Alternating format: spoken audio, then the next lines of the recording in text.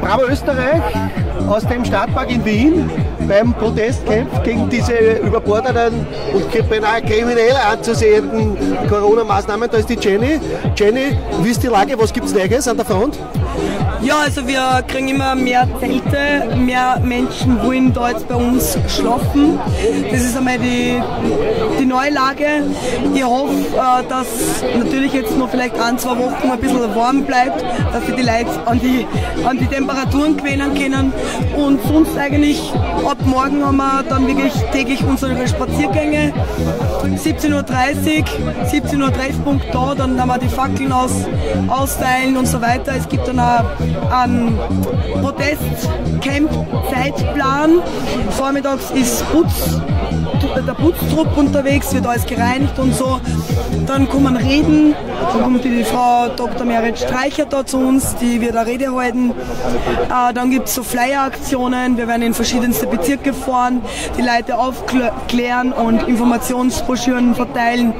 Dann geht es weiter wieder mit Reden, also dann machen wir so, dann kommen Leute her, Sänger, Künstler, können jederzeit, jeder darf kommen, darf vielleicht ein Programm machen, ein Lied oder sonst irgendetwas. Ja, dann geht es wieder Flyer-Aktion. Wir werden dann immer so verschiedene Sachen machen in verschiedenen Bezirken. Vielleicht gehen wir dann auch mit irgendwelchen Transparenten und so weiter. Schauen wir mal, wie wir es genau machen. Ja, und dann um 17:30 Uhr halt unser fixer Plan, dass wir jeden Tag jetzt wirklich einen Spaziergang machen, zum Ballersplatz, durch die ganze Innenstadt, zum Schwedenplatz runter, dann zum Gesundheitsministerium und dann wieder retour ins Camp. Ja, das ist eigentlich unser Plan. Wir machen das jetzt gerade, wer welche Aufgaben hat. Wir teilen das jetzt alles schön ein, dass halt nicht jeder jeden Tag irgendwas machen muss, sondern dass es ein bisschen aufgeteilter ist. Ja, also Struktur baut sich jetzt gerade langsam auf. Ja. Das heißt, es soll da ein permanentes Leben praktisch in das Camp hereinkommen, es soll da Informationsveranstaltungen geben, es soll eine Möglichkeit für die Vernetzung sein auf alle Ebenen und es können irgendwelche Workshops oder irgendwelche Seminare, irgendwas kann da organisiert werden. Ja. Und da müssen sich halt die Leute kommen und einbringen und dann kann man das alles organisieren. Genau, absolut. Und es ist jetzt auch so, dass die Frau Inge, also die Rauscher Inge, draußen einen Informationsstand machen wird, wo halt verschiedene Informationen sind und natürlich auch hingewiesen darauf wird, dass es hier ein Protestcamp gibt gegen die Ausgrenzung und gegen die Spaltung, was jetzt in unserem Land gerade passiert. Und ja, also es sind verschiedene Aktionen geplant. Es sind sehr viele Organisatoren, die mich auch sehr unterstützen. Also da möchte ich jetzt einmal herzlichen Dank sagen, also jeden Einzelnen, der uns da irgendwie unterstützt. Ja, also von dem her, es ist viel Programm. Wir müssen halt schauen, dass wir ein bisschen die Zeit überbrücken, weil wir haben jetzt viel gemacht. Wir haben kurze Spontanaktionen gemacht und so weiter. Das haben wir die ganze Zeit schon gemacht. Aber trotzdem ist es wichtig, dass wir jetzt wirklich so ein Programm haben, wo die Leute sagen können, okay, gut, ich komme da her, da ist jetzt so eine Rede, da kommt jetzt dann vielleicht die, weiß ich nicht, Merit Streicher, die Frau Dr. Merit Streicher, und es kommen andere Leute, die werden wir jetzt alle anschreiben und dann werden da jeden Tag vielleicht verschiedene Leute reden. Und natürlich bei unserem Spaziergang gibt es dann immer wieder auf der Bestsäule und am Stephansplatz auch verschiedene Redner, die dann natürlich Informationen teilen, die man im Mainstream halt einfach nicht erfährt. Wie ist die Zusammenarbeit mit den Behörden und der Polizei? Also ich muss ganz ehrlich sagen, sie ist sehr locker, sehr gut. Es funktioniert kooperativ. Wir haben gestern eigentlich einen Spaziergang angemeldet. Wir sind losgegangen ohne Polizei, weil ich glaube, okay gut, vielleicht vertrauen sie uns so, dass sie doch nicht kommen. Wir sind dann von da bis zum Rathausplatz ganz alleine gegangen, ohne Polizei, ohne dass uns irgendwer aufgehalten hat oder sonst irgendetwas. Dann waren wir auf der Kundgebung von Alexander Ehrlich und wir sind dann zu der Polizei gegangen, so, ja, ihr habt es auf uns vergessen, ich weiß nicht, was da los ist. Und sie haben dann gesagt, ja, erklärt das jetzt ab und so weiter. Und ich habe dann gesagt, ja, okay, gut. Ich bin dann einfach losgegangen, ich habe gesagt, okay, gut, ich meine, ich warte jetzt nicht eine halbe Stunde oder so.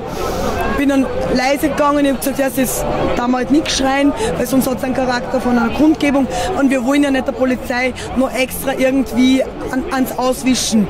Ja, wir wollen ja wirklich schauen, dass es eine gute Zusammenarbeit ist mit der Polizei und dass sie keinen Grund sehen muss, uns irgendwie Steine in den Weg zu legen. Deswegen schauen wir jetzt einmal, wenn es nicht anders geht, na gut, dann müssen wir sowieso anders agieren. Aber jetzt momentan, wenn die Kooperation mit der Polizei so super funktioniert, ohne Probleme, dass sie uns überhaupt keine Steine in den Weg legen, warum sollte das Verhältnis zwischen Organisation und der Behörde irgendwie gefährden?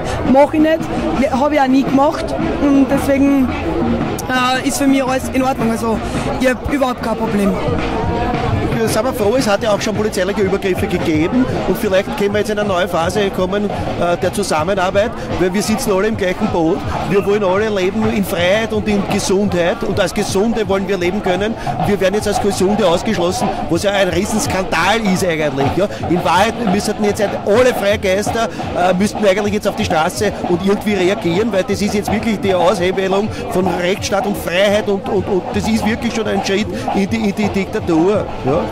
Naja, ich sage ganz ehrlich, es ist kein Schritt mehr in die Diktatur, wir sind bereits in der Diktatur angelangt. Ich sage nur, Stalin, Mussolini, die haben genau dieses selbe Schema, haben die genauso durchgeführt, diese Ausgrenzung. Wenn andere Leute andere Meinung gehabt haben, haben sie die wirklich behördlich verfolgt, natürlich anfangs. Dann haben sie eingesperrt, eingeschüchtert und haben ihnen die Freiheitsrechte weggenommen, haben sie aus dem gesellschaftlichen Leben ausgeschlossen.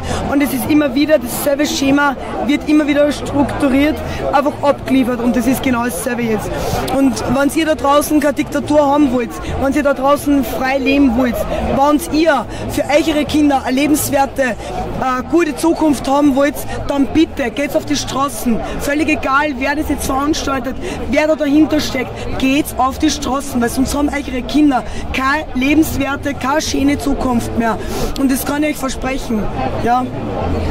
Also die Zeit ist reif, wir müssen jetzt Flagge zeigen, wir müssen Widerstand aufbauen, wir müssen zeigen, dass wir uns das nicht alles zusammen gefallen lassen. Ja, wir müssen vor allem unsere Kinder schützen, weil wenn die Kinder da geimpft werden, das kann nicht sein, das darf nicht sein, das ist ein Verbrechen und jeder, der das macht, ist ein Verbrecher und der gehört zur Verantwortung gezogen.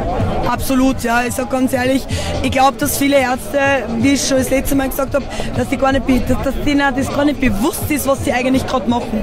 Wir sind mit diesem Impfstoff nicht, das ist nicht abgeschlossen, es ist nicht gescheit, man weiß gar nichts von diesem Impfstoff. Und dann Kinder zu impfen, ist so unverantwortungslos und das kann das persönlich nicht in Kauf nehmen und deswegen kämpfe ich bis zur letzten Sekunde und ich werde niemals werde ich kniend leben. Also ich werde lieber stehend sterben, bevor ich kniend lebe. Wir werden es nicht unterdrücken, es ist mir völlig wurscht, welche Anzeigen ich noch kriege oder sonst irgendwas, wie oft sie mich festnehmen, wie oft sie mich verprügeln oder sonst was. Ich werde diesem Regime, niemals die Füße küssen und das kann ich euch sagen. Und ihr sollt das auch nicht tun. Bitte seid mutig, ihr seid Eltern, ihr habt eine Verantwortung und ihr solltet eure Kinder mit eurem eigenen Leib und Leben solltet ihr schützen. Jenny, danke für deinen Einsatz und wir hoffen, dass wir gemeinsam diese Krise bewältigen und dass dieses Kartenhaus zusammenfällt und dass wir in Freiheit in neue Zeiten gehen können und eine echte Demokratie und einen echten Rechtsstaat einführen können. In Österreich und auf der ganzen Welt. Dankeschön. Gut, wir danken dir für deinen Einsatz. Bravo Österreich aus dem Stadtpark.